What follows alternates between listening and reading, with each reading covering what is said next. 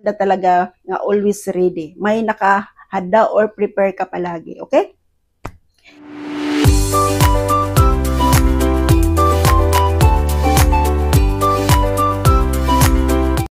Hello everyone! Kumusta na po kayong lahat? Luzon, Visayas at Mindanao. Lalo po sa bandang Luzon guys. Sana po nasa malusog at mabuti ang kalagayan ninyong lahat. Lalo ngayon sa panahon, ang lakas ng ulan at binabagyo po ang Luzon. No? Sunod-sunod ang bagyo. Hindi ako updated guys. Nakita ko po, grabe ang baha. Grabe ang pagtaas ng tubig. At sana po guys, magiging okay na ang lahat. No? Kumalma na yung ulan para wala ng baha at bababa na yung tubig. Okay?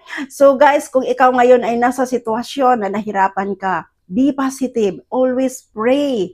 And then wag natin kalimutan talaga guys, ang paniniwala natin sa ating Panginoon.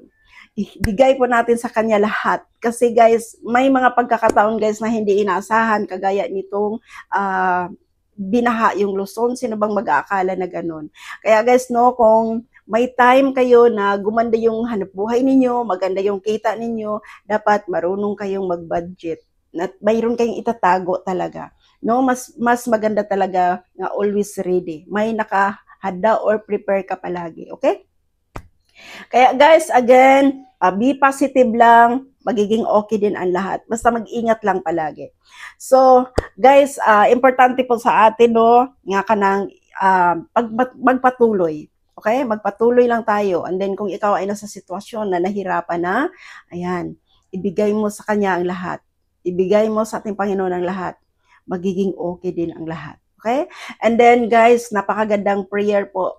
Lalo po sa madaling araw guys. Bigyan natin ng oras sa ating Panginoon, tawagin natin siya bandang 3:00, yung tahimik, ang ganda magdasal. No, ang ganda makipag-usap, maganda makipag-usap sa Panginoon sa mga oras na 'yan. Okay? So, ayan, be positive always at guys kung balik na po ako sa pagiging active po, na magbigay po sa inyo ng mga tips dito po sa aking channel. Kaya guys, kung nagustuhan po ninyo ang ating topic ngayon, at kung ikaw ay isang baguhan dito sa ating YouTube channel, please po, like and share and then subscribe na rin. Okay? Thank you so much guys. Lagi kayong mag-ingat. Bye-bye. God bless everyone. Bye!